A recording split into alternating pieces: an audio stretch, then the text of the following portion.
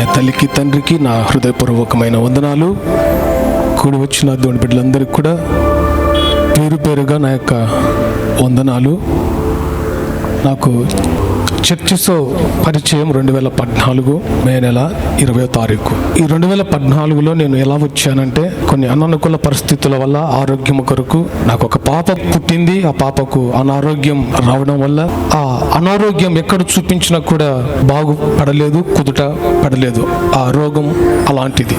చిన్న పాపకి గుండె హార్ట్లో హోల్ పడ్డాయి. చాలా ఆశ్రయించాము, హాస్పిటల్స్ చాలా వెళ్ళాము. కానీ దేవుని కృపను బట్టి ఎక్కడ కూడా నయం కాలేదు. ఎందుకంటే చేసిన పాపం అలాంటిది. చేసిన పాపం వెంటాడుతున్న నా జీవితంలో. ఆ 2014లో నేను వచ్చాను. ఆ సమయంలో కూడా తాగి వచ్చానండి. పూర్తిగా నా పేరు మీకు ఎవరికి కూడా తెలియదు. నెహెమ్యానే తెలుసు, కానీ ఇక నా పూర్తి పేరు తెలియదు. నా పూర్తి పేరు లింగస్వామి అండి. నా పూర్తి పేరు లింగస్వామి. ఇంచుమించు మా ఇంట్లో 5-6 అందరి పేరు లింగస్వామి. ఎందుకంటే క్రైస్తవులమే కానీ ఈ క్రైస్తవులమే కానీ నిజమైన దేవుణ్ణి అనుసరించలేక, అసలు దేవుణ్ణి కాని వాళ్ళకు సాగిలపడి నమస్కరించి జీవితం అంతా మా అబ్బ మా నాన్న వాళ్ళంతా కూడా జీవితానంతా అదే వేలో వెళ్ళిపోయారు. నేను కూడా నాకు కూడా ఆ పేరు పెట్టి ప్రతి సంవత్సరము కురుకుల దగ్గర ఉంటుంది. ప్రతి సంవత్సరము నాకు అక్కడ వెళ్ళి గుండు కొట్టించేవారు. కానీ ఏది ఏమైతేనేమి ఆ పాప పుట్టడం వల్ల, చర్చికి పరిచయం అవడం వల్ల పౌలు అంటాడు, మాలో మరణమును మీలో జీవమును కార్యసిద్ధి కలిగేసిన దేవుడే అన్న మాటను, ఆ వాక్యం నా గుండెల్లో బాగా గుచ్చుకుందండి. అలాగనే అయ్యగారు కూడా అప్పుడు పంచె కట్టుకుని వచ్చాడు. ఎందుకు పంచె కట్టుకొచ్చాడని చెప్తున్నానంటే, అసలు డాక్టర్లకే అంతు చిక్కన ఆ యొక్క జబ్బు ఇక్కడ బాగుపడుతుందన్న అనుమానం, అపోహ, అవిశ్వాసం కూడా. కానీ ఏది ఏమైతేనేమి నా ప్రేమైన దేవుని బిడ్డలారా, సరే ఆరోగ్యం వచ్చినా మళ్ళీ రోగాలు వస్తాయి. ఆరోగ్యం వచ్చినా సరే ఈ శరీర సంబంధమైన భూ సంబంధమైనవి రావచ్చు, రాకపోవచ్చు. కనుక చర్చికి వచ్చిన తర్వాత నాకు ఒకటి అర్థమైందండి. అయ్యగారు ఒక మాట అన్నాడు, బ్రదర్ నువ్వు పాపం ఉన్నట్టు నాకు తెలుస్తా ఉంది.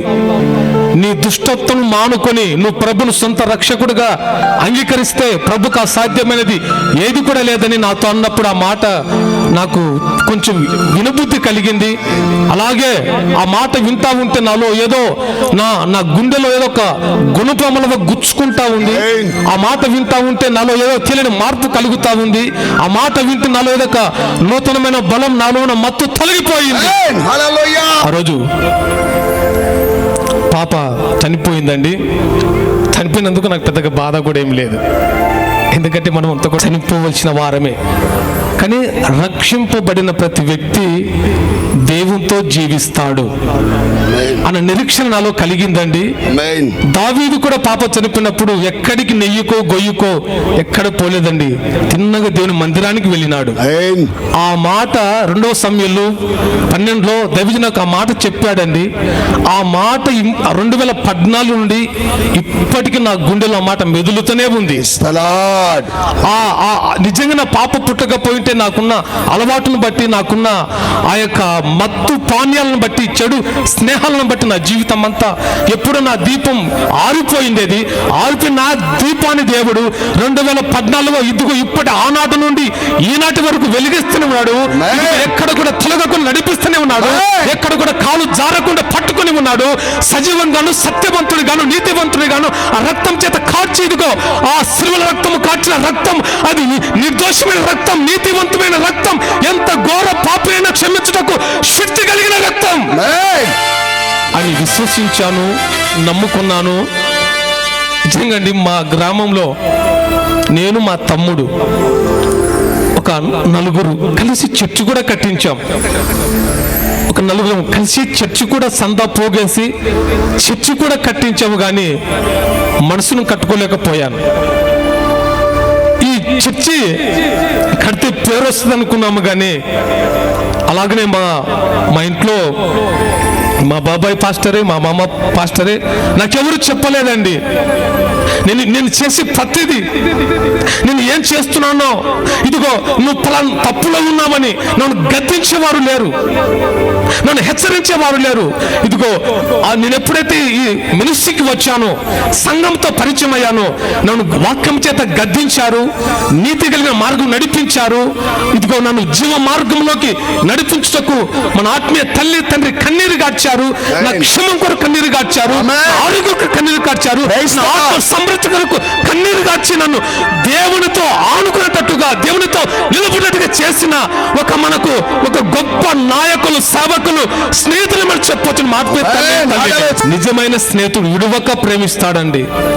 ప్రేమని దేవుని బిడ్డలారా, ఎప్పుడో నా జీవితం నాకున్న అలవాటును బట్టి పైకి చున్నిగా బాగానే ఉంటాను కదండి, ఎవరికి తెలియదండి.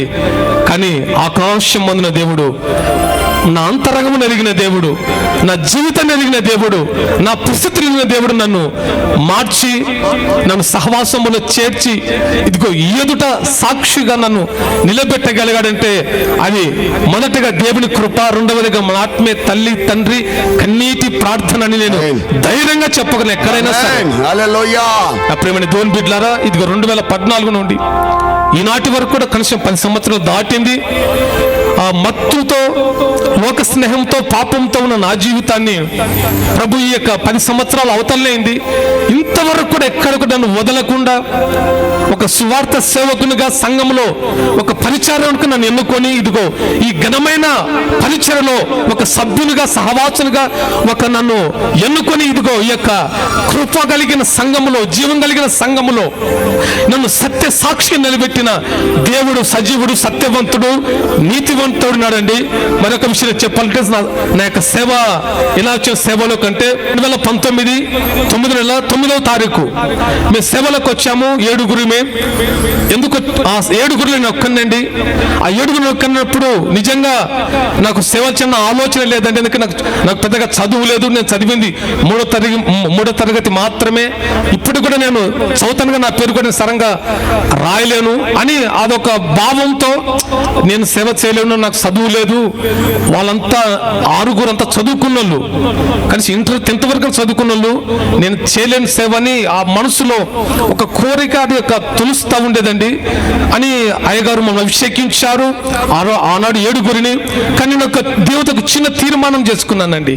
ఏమంటే, అయ్యా నిజంగా నువ్వే నన్ను పిలిచింది అయితే, నిజంగా నువ్వే నన్ను పేరు పెట్టి పిలిచింది అయితే, ఇప్పుడు దైవ సేవకులు అప్పుడు బలిపీఠం ఇటు సైడ్ ఉండేది, నిజంగా నన్ను అయ్యగారు రమ్మని పిలవాలి బలిపీఠం పైకి అని నేను దేవునితో నా మనసులో అనుకున్నాను. ఆ మాట అనుకున్న ఒక 5-10 నిమిషాలకే దానిల గురించి వాక్యం అయ్యగారు చెప్తా ఉన్నారు. ఆ వాక్యం చెప్తూ నన్ను సడన్గా పైకి రమ్మన్నాడు అండి. ఆ వాక్యం చెప్తూ నన్ను ఇట్లా చేయి రమ్మనంత బయటికి నేను బలిపీఠ పైకి ఎక్కాను. నా ప్రేమైన దేవుని బిడ్డలారా, ఎందుకు మాట చెప్తున్నానంటే, మా ఇంట్లో వాళ్ళందరూ వేరే చర్చికి వెళ్తారు. వారు కూడా నన్ను రాన్రా పోదాం, అందరు కుటుంబంతో ఒకసారి ఆరాధించవచ్చు, కుటుంబంతో ఒక దగ్గర ఉంటామని అంటూ ఉన్నారు. అప్పుడు మా ఊరిలో చిన్న కొట్టమండి అది. ఆ కొట్టమని నేను తెలియని ప్రార్థన చేసుకుంటున్నాను. ఎక్కడికి వెళ్ళాలయ్యా, నాకెటు దిక్కు తోచకుంటుంది, ఎక్కడికి వెళ్ళాలని నేను చిన్నగా మోకరించి ప్రార్థన చేసుకున్నప్పుడు, నా ప్రేమ దేవుని బిడ్డలారా, మీరు నమ్మినా నమ్మకపోయినా ఆ గోడ మీద మన ఆత్మీయ తల్లిని తండ్రిని దేవుడు నాకు ఒక టీవీ చూపించాడండి. ఒక స్లోయింగ్ వచ్చింటే వస్తా ఉందండి, ఇదిగో నువ్వు వెళ్ళవలసిన వారు ఇక్కడికే, నువ్వు అక్కడికే వెళ్ళాలి. ఆ దర్శనం చేత నన్ను సంఘానికి పరిచయమై నా ప్రతి పాపమును నన్ను కడిగి ప్రతి పాపమును నాకు ఆనాడు అప్పుడు ఒప్పించారండి. నేను ఏం చేశాను, ఎక్కడ తిరిగాను, ఎక్కడ మందు తాగాను, ఎక్కడ ఏం చేసి ప్రతి పాపమును నన్ను నా పక్కల సభకులు విశ్వాసులు కూర్చొని ఒప్పించి నా ప్రతి పాపము కొరకు, అయ్యా నేను కూడా ఘోర పాపిని, నా పాపాలు చేసి తెలిసిన తెలియకన పాపం చేశానయ్యా, నన్ను క్షమించయ్యా, నన్ను నీ రక్తంతో కడిగని ప్రతి పాపమును ఒప్పుకున్నప్పుడు నా ప్రేమైన దేవుని బిడ్డలారా, సరిగ్గా నాకు రెండవ రోజు సరిగ్గా 3 గంటల సమయంలోనే నాకు వచ్చిన దర్శనం ఏంటంటే ఒక పెద్ద బైబుల్ అండి. ఆ బైబుల్ ఆకాశం మందు దిగి వచ్చి అది ఆది కాండం నుండి ఆ నిర్గమ కాండాలు దాటుకుంటూ వెళ్తా ఉందండి. నెహెమ్మే అనే కాడ బైబుల్ ఆగిపోయింది. నెహెమ్మే అనే కాడ బైబుల్ ఆగిపోయింది. అప్పుడు నాకు పెద్దగా చదువు కూడా రాదని అయ్యగారికి చెప్పాను. అయ్యా నాకు ఇలా ఏదో దర్శనం వచ్చిందంటే అయ్యగారు ఒకసారి మళ్ళీ నత్తిని చెవిటి ప్రార్థించి, అయ్యా బ్రదర్ కొంచెం కూర్చోండి, మళ్ళీ మరొకసారి అడగండి అన్నప్పుడు మళ్ళీ రెండోసారి కూడా అలాగని అడిగినప్పుడు రెండోసారి మళ్ళీ కూడా అదే దర్శనం వచ్చిందండి. అదే దర్శనం వచ్చి ఆ బైబుల్ పెద్ద బైబుల్ ఆ పేపర్లు తిరుగుతా వస్తూ నెహెమ్మే అక్కడ ఆగిపోయి రెండోసారి అయ్య దగ్గరికి వెళ్ళినప్పుడు అయ్యగారు నెత్తిని చెవిటి ప్రార్థన చేసినప్పుడు, బ్రదర్ నీ పేరు నెహెమ్మే, దేవుడు పేరు పెట్టి పిలిచాడు నాకు. దేవుడు ఆనాడు పేరు పెట్టి పిలిచిన దేవుడు అండి. అబ్రహాముకు పేరు పిలిచిన దేవుడు, ఇదిగో మన పితరులకు పేరు పెట్టి పిలిచిన దేవుడు ఎక్కడ ఉన్నాడంటే మనకు సమీపంలోనే, మనకు ఊరి పక్కలలోనే, ఇదిగో జెరూసలేం శాలలో పేరు పెట్టి పిలిచే దేవుడు. అసలు ప్రభు అంటే తెలియకుండా ప్రభువుకు దూరమై విరుద్ధంగా దుర్మార్గంగా ప్రవర్తించిన నా జీవితంలో ప్రభుడు మార్చాడు గనుక ఇదిగో ఈ సాక్ష్యం చివరి వరకు కాపాడుకోవాలని, ఈ సాక్ష్యం చివరి వరకు నేను కాపాడుకొని సాక్ష్యం నిలబెట్టుకోవాలని ఆ ప్రయాస, నా ప్రార్థన అన్నిట్లో కూడా ప్రభు నిలబెట్టి ముందుకు నడిపించి సాక్ష్యం ద్వారా ప్రభు నామానికి మహిమ కలుగును గాక. ఆమేన్.